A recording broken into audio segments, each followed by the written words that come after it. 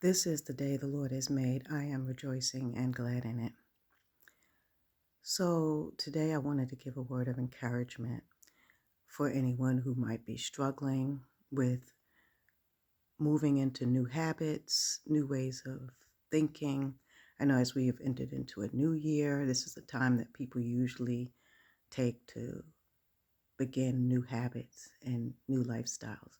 Sometimes you might be forced into one by circumstances, say an illness or um, any type of crisis in your life that causes you to reevaluate the path that you're already on.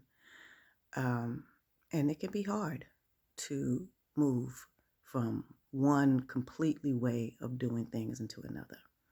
And in recovery, there's a saying that's called as if, which means that when you are so ingrained in the habits that you're used to and you're trying to move into new habits, the new habits seem foreign and don't really feel like it's a part of you. Whereas the old, which you know that is no good, but that seems so much more natural. And then sometimes just in a force of habit conditioning, our brains become conditioned, literally rewired just to keep doing the things that we know to do. Sometimes we do stuff mindlessly. For me, it was mindless eating where I would just pick up stuff just because. And it was a way of dealing with anxiety or boredom, whatever it was. And I called myself, oh, I'm just a nosher. I just nosh on things, every so often. I just go into, but what it was it was a compulsion. It was a bad habit that when I learned the medical terminology of things that happen when you keep eating and eating, especially if you're eating carbs or sugary things, that your insulin spikes high. And every time you eat something, your insulin spikes high, and that causes something that's called metabolic insulin resistance, which therefore causes weight gain, diabetes, all the health problems that we experience. Um, and so what helped me was having something that's called timed eating. It was like, okay, you can't eat until such and such time. And then your next eating schedule will be this time. And in the beginning, it was difficult because there'd be times that I would go through the day and say, oh, I don't remember eating anything, or I would have selective memory and say, oh, well, I only had this, and that. When the reality is, when you're pulling wrappers out your pocket, you're like, when did I have that? When did I eat that?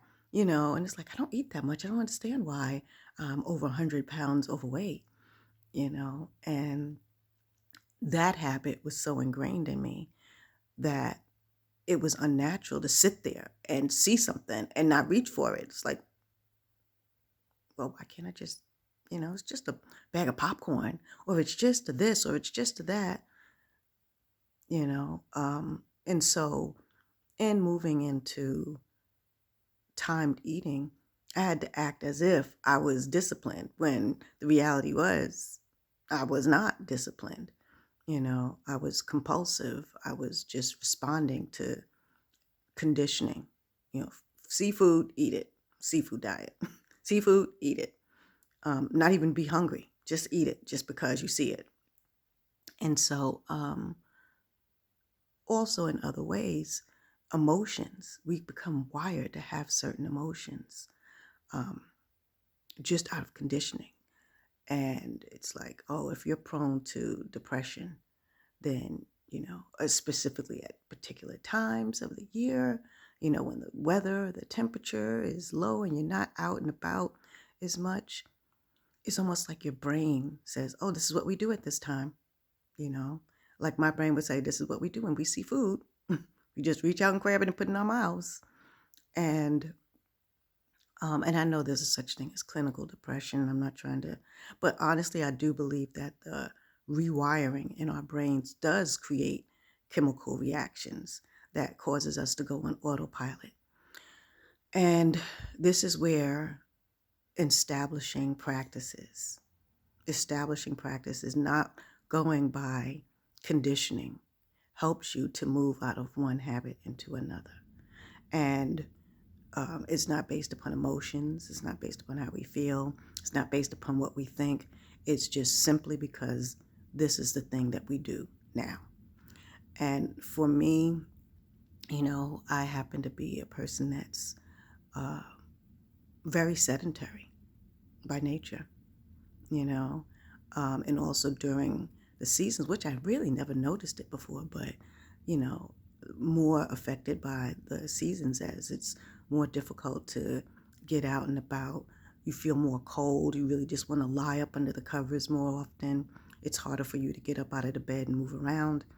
Um, and so it's really important that for me in the morning, I say, I have this sign that I used to stick up over my bed that said mornings are momentum. Like, get up. Don't think about, do I want to get up? Don't think about, oh, how nice and warm and fuzzy I feel right now. Don't think about all the stuff that you don't want to do in the course of the day that you have to do. Just get up and preferably do something that is enjoyable, that will cause you to make that first step out of your bed, you know. So don't get up and be like, oh, I'm going to get up and now I'm going to do all my chores and I'm going to do, like, no. Maybe get up and put on some music that you like. Get up and have a cup of coffee or tea and just relax, enjoy the day as your entryway into the rest of your day. And creating that as a segue into moving in to the other things that less likable things that you may need to do,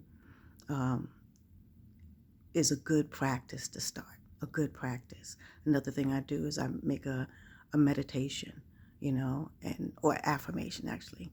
And I'll make a declaration. I'll say, this is the day the Lord has made. I will rejoice and be glad in it. It doesn't matter if I feel like I want to rejoice. It doesn't matter if I'm happy that the day is here or not. I just say it. Autopilot. I make a declaration before my brain can try to talk me out of, well, is this really a day that I want to rejoice in? I mean, because I got this and that, and like, no. So you make that statement. So you get up, you make a cup of tea, you make a cup of coffee, you put on some music that inspires you. Get your day, get your momentum going. And as that becomes a practice, even in those times, because sometimes you will feel like it. Sometimes you feel like, yeah, this is a good day. Yeah. And other times you'll be like, not good. That practice will override your ability to want to talk yourself out, because now you have created a new connection in your brain, a new way of doing things. So acting as if means, I really don't feel like it. This is not really something I've been used to doing, but I'm going to act as if this is, something that I've become accustomed to, until you actually do become accustomed to it. And again, perfection is not realistic, but consistency is, progress is. So I just wanted to offer that as a tool, as something that we can start doing, little things. It doesn't have to be like, oh, I'm going to get up and I'm going to do the most and I'm going to change my life all in 1 month. No, small things, something to segue, start your day. Do that. And then once you have that established, build upon it with something else. Then once you have that established, build that upon something else. Sometimes we go from 0 to 100, we burn out, and then we give up and we say it's impossible. Small things. Do not despise the day of small beginnings. And so that is my encouragement for you today, that you just go about having a great day, but do it in small, incremental, relatable ways for you. Okay, that's it. Be well and be blessed.